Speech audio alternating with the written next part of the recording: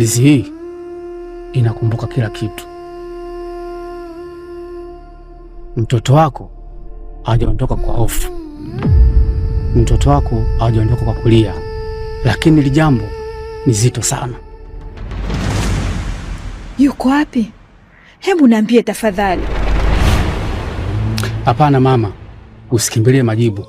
Kama angekuwa amepotea, basi nyumba ingeniambia. Inamaanisha iko sehemu salama? Salama ni neno pana sana, lakini sio kwenye giza halilokuwepo.